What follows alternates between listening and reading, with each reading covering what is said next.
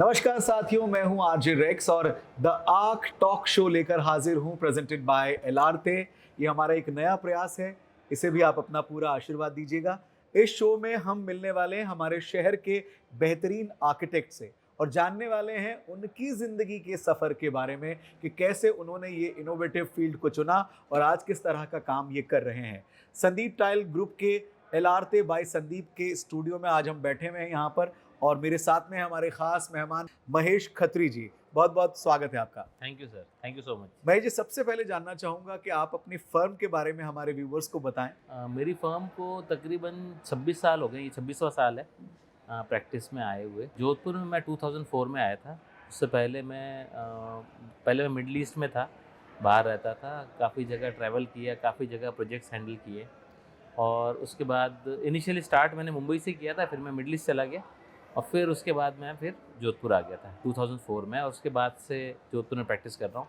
तो जोधपुर में तकरीबन 21 साल हो गए। 21 सालों से आप काम कर रहे हैं। हाँ। कई सारे बेहतरीन प्रोजेक्ट्स आपने किए होंगे, उनके बारे में भी बात करेंगे। पर सबसे पहले मैं जानना चाहता हूँ, इस स्ट्रीम को क्यों चुना आपने? आर्किटेक्चर का जो ये फील्ड है, इसे क्यों चुना? कोई इंस्पिरेशन था या फिर आप खुद बनना चाहते थे? इंस्पिरेशन था, मतलब एक छोटा सा इंस्टेंस मैं बता दूं जिससे मैं बहुत ज़्यादा इंस्पायर हुआ हूँ। तकरीबन 98 में मेरे पापा की पोस्टिंग थी, बैंक में जॉब करते थे वो, तो हमारी बड़ौदा पोस्टिंग थी उनकी और मैं 9th में पढ़ता था। और उस समय हम जहाँ रहते थे वहाँ पड़ोस में कुछ आर्किटेक्चर के स्टूडेंट्स रहते थे और उनको मैं देखता था रोज़, वो कभी कुछ कर रहे होते, ड्राइंग्स बनाते थे, मॉडल्स बनाते थे, बिल्डिंग्स के बहुत सुंदर सुंदर बनाते थे। और अ, मतलब मैं बहुत इंस्पायर हुआ वो देख के और फिर मैंने ठान लिया था कि काश अगर मुझे भी मौका मिले तो मैं इससे भी अच्छा कर सकता हूँ। क्या बात है। ऐसे मेरे मन की बहुत इच्छा थी। और फिर 12th में हमने पीईटी का फॉर्म भरा था। तो पीईटी में साथ में एक चीज़ होती थी, पीईटी के अलावा पीईएटी भी होता था। एक आर्किटेक्चर का एक अलग से एग्ज़ाम देना पड़ता था हमको। तो मैंने बिना पूछे घर में और मैंने पीईएटी ए वाला ही फॉर्म भरा था। ओके। तो इंजीनियरिंग में भी आपको एडमिशन मिल सकता है, प्लस आर्किटेक्चर में मिल सकता है। तो मेरा रिज़ल्ट अच्छा ही था। और हम लोग जब काउंसलिंग के लिए गए तो मेरे पापा मेरे साथ चले थे और काउंसलिंग में उनकी इच्छा थी कि मैं कंप्यूटर साइंस लूँ। ओके। जैसे हर कोई आज की जनरेशन में जितने भी पेरेंट्स हैं वो सब चाहते हैं कि उसको कंप्यूटर साइंस या कंप्यूटर टेक या एआई और इस टाइप की चीज़ें ले। तो उस समय कंप्यूटर साइंस का क्रेज़ था। तो वहाँ जब काउंसलिंग के लिए गए तो उन्होंने हमने हमने पूछे ब्रांचेस और कौन सी है, तो उन्होंने जब आर्किटेक्चर बोला तो मैंने बोला मुझे आर्किटेक्चर लेनी है। तो सडनली मेरे पापा थोड़े से अपसेट हो गए थे कि भई ये ठीक नहीं है, कंप्यूटर साइंस लेनी चाहिए। बोले नहीं नहीं, मुझे आर्किटेक्चर ही लेनी है। बोले ठीक है, फिर आर्किटेक्चर में एडमिशन हो गया और फिर सफ़र स्टार्ट हो गया। That's great. सफर बहुत सुंदर रहा आपका। बहुत अब अच्छा मैं रहा। जी, मैं आपसे जानना चाहूंगा कि अब तक कितने प्रोजेक्ट्स आप कर चुके हैं? मैंने गिनती तो नहीं की है, पर अगर अंदाज़ा लगाया जाए तो 4-5 हज़ार प्रोजेक्ट कर चुका हूँ। 4-5 हज़ार प्रोजेक्ट्स। और इसमें मैक्सिमम आपकी स्ट्रीम कौन सी रहती है? मतलब आपकी एक्सपर्टीज क्या मानूं मैं? किस तरह के प्रोजेक्ट्स में आपकी महारत हासिल है आपको? एक्सपर्टीज़ में देखिए बहुत कम आर्किटेक्ट्स होते हैं जो एक स्पेसिफिक फील्ड में ही काम करते हैं आर्किटेक्चर में। पर आर्किटेक्चर फील्ड क्या है, एक स्ट्रगल वाली फील्ड है। तो इनिशियली जब आप प्रैक्टिस में आते हो तो आपको जो मिलता है वो आपको करना होता है। मतलब आप चूज़ी नहीं होते, बेगर्स आर नॉट चूज़र्स। तो जो मिलता है, तो हमको जो मिलता गया हम करते गए। तो इनिशियली हमें सबसे ज़्यादा काम इंडिविजुअल रेजिडेंसेस के मिलते थे, प्लस रिटेल का बूम आया था 2006-7 में। तो रिटेल के काम हमारे पास बहुत ज़्यादा था। रिटेल मतलब शोरूम्स बनते, जो ये फ्रेंचाइजी और ये सब बनते हैं ना। जैसे जोधपुर में पहला जो हमने किया था वो लेवाइस का शोरूम किया था, जो सुहाग ज्वेलर्स के सामने बना था। ऐसे फिर लेवाइस का हम पूरा राजस्थान करते थे। ऐसे फिर हम टाइटन इंडस्ट्री का भी काम करते हैं। ऐसे बहुत सारे थे। पर अब एक्सपर्टाइज़ की ऐसे बात की जाए तो एक्सपर्टाइज़ में इंडस्ट्रियल प्रोजेक्ट मुझे बहुत अच्छे लगते हैं। मुझे टाउनशिप प्रोजेक्ट बहुत अच्छे लगते हैं करने में। होटल्स एंड रिसॉर्ट्स मेरे फेवरेट हैं, जिसमें मुझे करने में बहुत मज़ा आता है। तो ओवरऑल ऐसा कोई भी काम जिसमें आपको फ्रीडम मिले, आपको अपनी डिज़ाइन को दिखाने का मौका मिले, हैं, वो सारे प्रोजेक्ट हर आर्किटेक्ट करना चाहेगा। That's true. हाँ। और आपने पहले का जिक्र किया, तो मैं आपसे भी जानना चाहूंगा कि पहला आपका प्रोजेक्ट कौन सा था और कैसे आप तक पहुंचा? मैं जॉब करता था, उसका तो खैर नहीं कह सकते। पर हाँ, जोधपुर में जब मैं आया था उसका एक पहला प्रोजेक्ट मैं आपको बता सकता हूँ। मैं जोधपुर में जब नया-नया आया था तो मेरे पास एक दिन फ़ोन आया किसी का कि एक हम उनके कोई मिलने वाले हैं, उनका कोई मकान बनाना है पाली में, और उसका नक्शा बना के देना है कल सुबह शाम को 7 बजे मेरे पास वो आते हैं और सुबह नक्शे की बात करते हैं। मैंने बोला भाई मुश्किल है पर मैं कोशिश करूँगा। तो मैंने पूरी रात काम किया और तकरीबन सुबह 10:30 बजे उनका जब फ़ोन आया मेरे पास कि सर वो नक्शा बन गया है क्या, तब मेरा प्रिंट ही निकल रहा था ड्राइंग्स का। मैंने प्रिंट निकाल के उनको दे दिया। फिर वो जो उनके मिलने वाले थे जिनसे उन्होंने बोला था जिनको कि भाई नक्शा बनवाना है, उनका 2 दिन बाद फ़ोन आया वापस मेरे पास कि उनको नक्शा बहुत अच्छा लगा है। और फिर हम वहाँ गए और उन्होंने मेरे को पहला मेरा इनिशियल जो एडवांस पेमेंट दिया, तो मुझे बहुत अच्छा लगा था। मतलब मैं उस समय बहुत स्कैर्सिटी में भी था और बहुत स्ट्रगलिंग पीरियड था मेरा।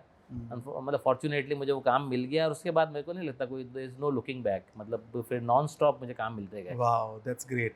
और बेसिकली एक चीज़ जो सबसे इम्पॉर्टेंट है कि whenever you get any project, आपको जब किसी तरह कोई प्रोजेक्ट मिलता है, आप उसको इतना अच्छा करें कि एक एग्जांपल उसको बना दें कि उसको देख के और आपको काम मिले, अगर आपको सर्वाइव करना है तो।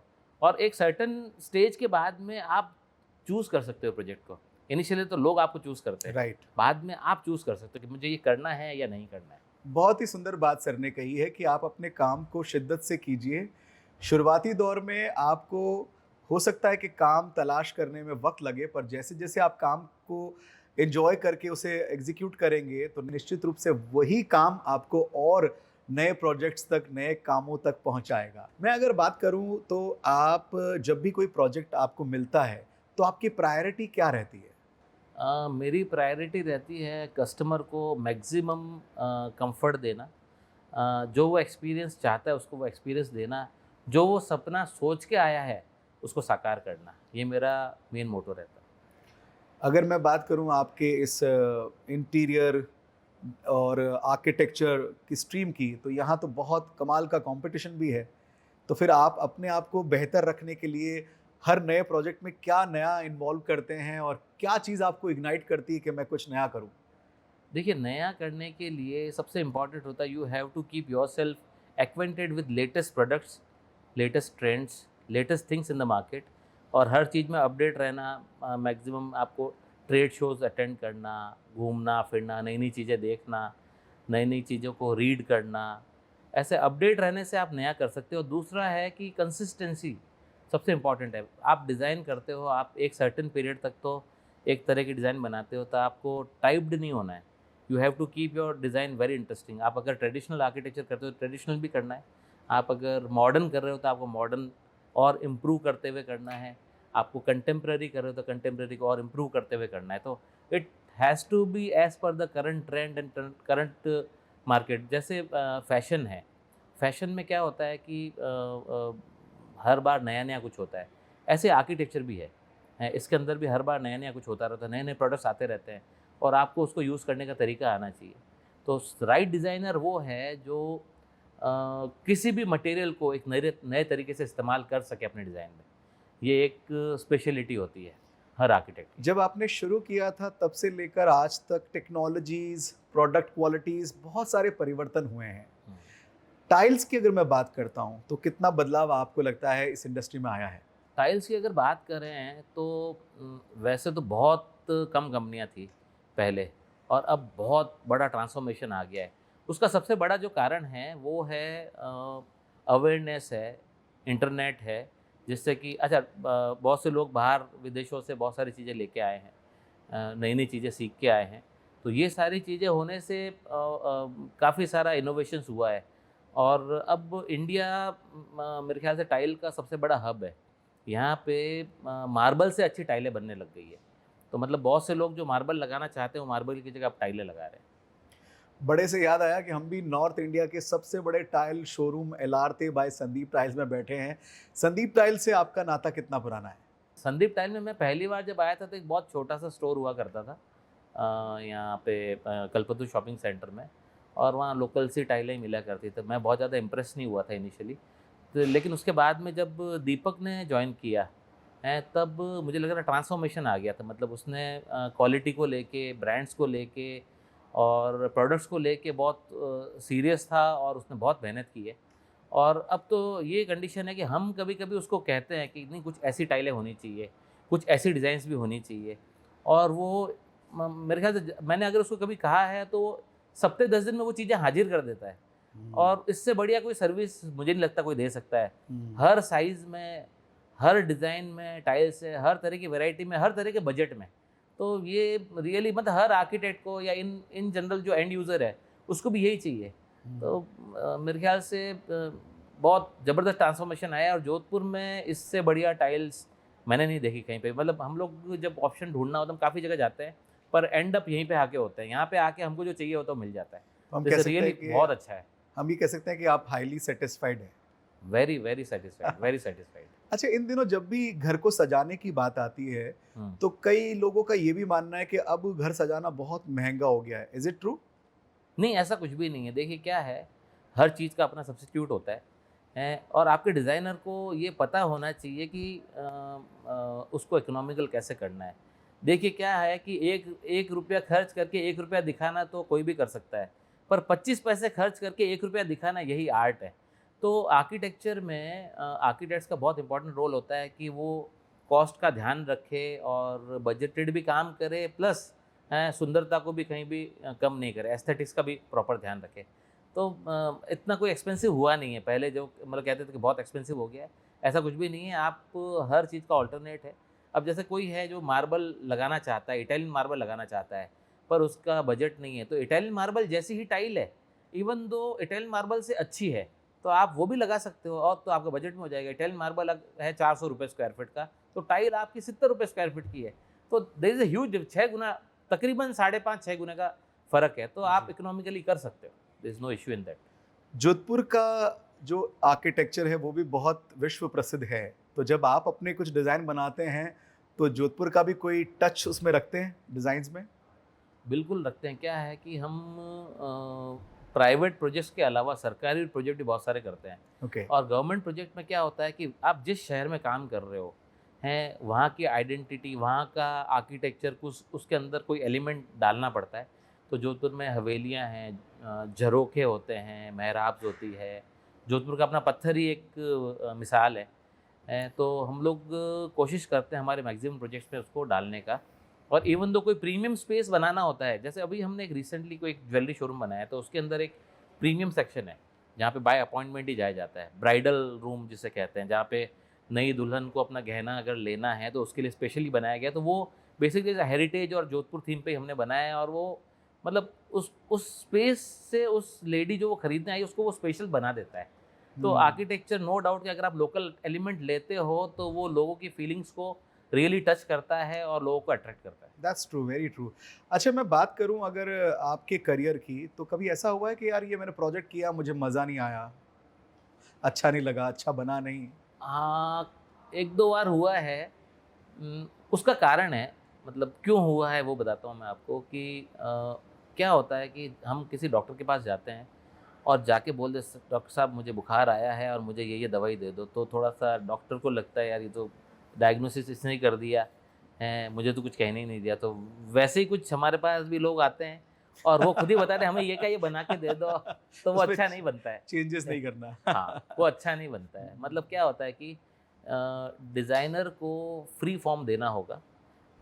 उसके लिए भी एक उदाहरण देके समझाता हूँ आपको। एक परफॉर्मर है जो डांस करती है, सपोज़ करो किसी को भरतनाट्यम के लिए हमने बुलाया और उसके एक टाँग बाँध दी, एक हाथ बाँध दिया, एक आँख बंद कर दी, तो वो परफ़ॉर्म नहीं कर पाएगी। तो आप उसको अगर बाँध दोगे, तो उसका फ्री फॉर्म आपको पता नहीं चलेगा। वो उसका जो डांस में उसका जो भाव है, जो वो प्रस्तुत करना चाहती है, वो नहीं बता पाएगी। ऐसे ही आर्किटेक्ट में भी, आर्किटेक्चर की फील्ड में भी अगर आपने आर्किटेक्ट को बहुत सारी चीज़ों से रेस्ट्रिक्ट कर दिया, तो वो अच्छी चीज़ें नहीं देगा। उसको फ्रीडम दे दो। आप बताओ आपकी रिक्वायरमेंट क्या है? और फिर वो आपको जो चीज़ क्रिएट करके देगा, दैट इज़ मास्टरपीस। ट्रू। अगर आप एक क्रिएटिव आर्टिस्ट को उसका पूरा मंच देंगे, तब उसकी प्रस्तुति कमाल की रहने वाली है। फैमिली का कितना इम्पोर्टेंट रोल रहता है आपके करियर को लेकर? फैमिली का बहुत इम्पोर्टेंट रोल है। देखिए आर्किटेक्चर बहुत मेहनत वाली फील्ड है, सबसे टफ़ है। हम जितनी भी पढ़ाई करते हैं, एग्ज़ाम देने जाते हैं, हमारे आर्किटेक्चर में क्या होता है कि नॉर्मल कोई भी एग्ज़ाम देने जाते हैं वहाँ पे 1+1 2 होता है, पर आर्किटेक्चर 1+1 2 नहीं होता है। एक डिज़ाइन प्रॉब्लम अगर टीचर ने दी है और 30 बच्चे हैं क्लास में, तो 30 के अलग उत्तर होंगे, ठीक है? तो बहुत टफ़ फील्ड है, तो बहुत ज़्यादा टाइम देना होता है, बहुत ज़्यादा सैक्रिफ़ाइस करना होता है, और ये सारा तभी पॉसिबल है जब आपका परिवार का पूरा आपको साथ हो। आपकी धर्मपत्नी का, आपके बच्चों का प्रॉपर हो, तो मैं तो सैल्यूट करूँगा मेरी वाइफ को। शी इज़ वेरी सपोर्टिव, और उसकी वजह से मैं आज सक्सेसफुली प्रैक्टिस कर रहा हूँ इतने वर्षों से। बधाई हो भाभी, आपके त्याग समर्पण को भाई साहब अप्रिशिएट कर रहे हैं। अच्छा, जब कभी भी कोई स्ट्रीम चुनता है ना, तो आजकल ये हो गया है कि स्ट्रीम चुनने से पहले वो देखता है कि इस स्ट्रीम में कितनी कमाई है। तो अगर मैं आपसे एक कॉमन सवाल पूछूं कि अगर कोई आर्किटेक्ट को ऑप्ट करता है, तो एवरेज उसका पर एनम कितना इनकम हो जाता है? एक एक टेंटेटिव आइडिया। देखिए, architecture is a very tough field. तो अभी आज के सिनेरियो में देखा जाए तो बहुत सारे आर्किटेक्चर कॉलेजेस बंद हो रहे हैं, क्योंकि इसमें इतना पैसा इनिशियली नहीं है, बहुत मेहनत है। 5 साल की पढ़ाई है, फिर 5 साल की प्रैक्टिस है। प्रैक्टिस में भी आपको बहुत अच्छा परफॉर्म करना होगा, तब आप बहुत अच्छी इनकम कर सकते हो। इनिशियली एक स्टूडेंट जब पास आउट होता है तो मेरे को लगता है 20-25 हज़ार रुपये महीने से ज़्यादा उसको नहीं मिलता है, और फिर वो कैसा परफॉर्म करता है उस ऑफिस में, उसके हिसाब से उसको इंक्रीमेंट मिलते हैं। पर हाईएस्ट 50,000, 70,000, 1 लाख तक चला जाता है, उससे ज़्यादा नहीं जा पाता है। फिर एट लास्ट वो खुद की प्रैक्टिस करके जा सकता है, या फिर वो कुछ एक्सक्लूसिव है, या कुछ यूनिक अलग कर ही रहे उसका हैं। काम है, यूनिक है, तो वो फिर डिमांड में है, फिर तो जैसा वो मांगेगा वैसा लोग देंगे।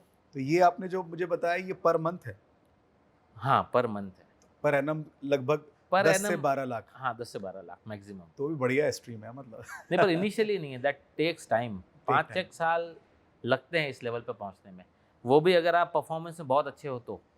एक आर्किटेक्ट के जीवन में, या आपके जीवन की बात करूंगा क्योंकि अभी तो हम सिर्फ आप ही के जीवन की बात कर रहे हैं, अगर मैं ये जानूं कि आपके अब तक के करियर में सबसे टफेस्ट मैनेजमेंट आर्किटेक्ट के लिए क्या होता है when you doing some projects? Initially तो आपको जो इनपुट मिले गए हैं उसको अंडरस्टैंड करना, और उस डिज़ाइन को कस्टमर के सामने रखना, और डिज़ाइन ओके होने के बाद में उसको इम्प्लीमेंट करना, ये सबसे टफ़ है। और दूसरा, मैनेजमेंट की बात की जाए तो कंसिस्टेंसी चाहिए, स्टाफ को मेंटेन करके रखना बहुत ज़रूरी है, आपके पास प्रॉपर स्टाफ, प्रॉपर टीम होनी बहुत ज़रूरी है, आपको सही कॉन्ट्रैक्टर्स मिलने चाहिए जो उस डिज़ाइन को एग्जीक्यूट करें, क्योंकि एट द एंड जब वो बन के आएगी तब लोग उसको देखेंगे और अप्रिशिएट करेंगे। अदरवाइज़ अगर आपका कॉन्ट्रैक्टर अच्छा नहीं है, आपने डिज़ाइन बहुत खूबसूरत बना दी और आपका कॉन्ट्रैक्टर बहुत ख़राब है, हैं, तो उल्टा ऐसा हो जाएगा कि लेने के देने पड़ने जैसी परिस्थिति हो सकती है। वैसे तो हर आर्किटेक्ट के सारे प्रोजेक्ट उनके फेवरेट होते हैं, पर अगर मैं आपसे पूछूं कि आपका अब तक का बेस्ट प्रोजेक्ट कौन सा है, तो वो कौन सा होगा? मैं बेस्ट कैसे बताऊँ, मतलब मेरे को तो मैंने ऐसा कहा ना, लगता है सारे ही सारे आपके अच्छे हैं। सारे ही बेस्ट हैं। हाँ। पर वैसे देखा जाए तो अभी रिसेंटली मेरा एक प्रोजेक्ट कंप्लीट हुआ है यहाँ शास्त्री नगर में, और वो मेरा बेस्ट प्रोजेक्ट है। अभी It's a villa? रिसेंटली मैंने कंप्लीट किया है। It's a villa? It's villa cum commercial space. Okay. हाँ। तो आपकी यूएसपी कमर्शियल स्पेस है या रेजिडेंशियल स्पेसेस? हमारी USP is giving experience to each and every kind of space. Okay. हाँ। ये बढ़िया जवाब दिया आपने। जो भी काम आप महेश खत्री जी को देंगे, ये आपको बढ़िया करके ही देने वाले हैं। मैं बात देख रहा हूँ कि यहाँ पे बहुत बड़े बड़े टाइल्स हैं, तो क्या आजकल छोटी टाइल्स का कल्चर खत्म हो गया इसलिए ये बड़े साइज के टाइल्स आ गए हैं, या कुछ और विशेष बात है इनके पीछे? देखिए, टाइल्स लगाने का, टाइल्स से पहले होता था नेचुरल स्टोन, मार्बल, ये सब होता था। पहले छोटे आते थे, उसके बाद में बड़े आने लगे। लोग बड़े बड़े पत्थर लगाना पसंद करते थे घरों में, जिससे कि स्पेस ग्रैंड लगे। बहुत ज़्यादा लाइनें होगी तो स्पेस छोटा लगता है। तो इसको ध्यान में रखते हुए, क्योंकि इवॉल्व तो ये टाइल्स इवॉल्व हुई है मार्बल से, उसका ही रिप्लेसमेंट है मार्बल या नेचुरल स्टोन का, तो इसलिए बड़े भी अब बनाने लग गए हैं। और नो डाउट कि बड़े होंगे तो स्पेस और ज़्यादा वाइड और बड़ा दिखता है। छोटे का भी ट्रेंड है, छोटा लगता है। जनरली बाथरूम्स के फ्लोर हैं तो बाथरूम्स के फ्लोर में छोटा लगेगा, और बड़े स्पेस या बड़ी लॉबी है उसमें बड़ी साइज़ अच्छी लगती है। तो वो डिपेंड करता है डिज़ाइनर पे भी कि उसको कैसा स्पेस है और कहाँ क्या यूज़ करना है। जैसे किचन है, किचन का डैडो लगता है, किचन की दीवार पे लगती है, तो बहुत से लोग छोटी टाइलें पसंद करते हैं या मोज़ेक पसंद करते हैं। स्विमिंग पूल है, उसमें छोटी-छोटी टाइलें अच्छी होती है, उसके अंदर आप छोटी-छोटी टाइलों को मिला के आप बहुत अच्छी कोई पैटर्न डिज़ाइन, कोई म्यूरल, कोई आर्ट पीस या ऐसी कोई डिज़ाइन बना सकते हो। तो ये ओवरऑल डिपेंड करता है। पर हाँ, बड़े का बहुत ज़्यादा क्रेज़ है। अब बड़ों का सबसे ज़्यादा जो यूज़ होता है वो होता है किचन प्लेटफ़ॉर्म्स पे, जहाँ पे आपको 10 फुट का बड़ा टाइल, 10 फुट की, 9 फुट की, 8 फुट की बड़ी टाइल्स चाहिए होती है, थिकनेस ज़्यादा चाहिए होती है। तो आपको ये सारी चीज़ें अवेलेबल अब हो गई है, लोगों को ग्रेनाइट नहीं लेने की ज़रूरत है, नेचुरल स्टोन की ज़रूरत नहीं है, और आप आर्टिफिशियल स्टोन में भी आपको सेम फील और सेम कलर और ये सारी चीज़ें मिल जाती है, जबकि नेचुरल स्टोन में बहुत रेस्ट्रिक्शंस है और आर्टिफिशियल में आप जो चाहिए वो बना सकते हैं। That's great. और मैं आपसे ये पूछूं कि आपने जितने भी प्रोजेक्ट्स किए हैं जोधपुर के बाहर भी किए हैं या सारे जोधपुर में किए हैं आपने? हमने राजस्थान पूरे में काफ़ी प्रोजेक्ट्स किए हैं, उसके अलावा हमने दिल्ली में, गाज़ियाबाद में, नोएडा में, मुंबई में, बड़ौदा में, अहमदाबाद में काफ़ी जगह प्रोजेक्ट्स किए हैं हमने। That's really great. Mahesh Khatri ji, बहुत मज़ा आया आपसे बात करके और बहुत कुछ जानने को मिला है।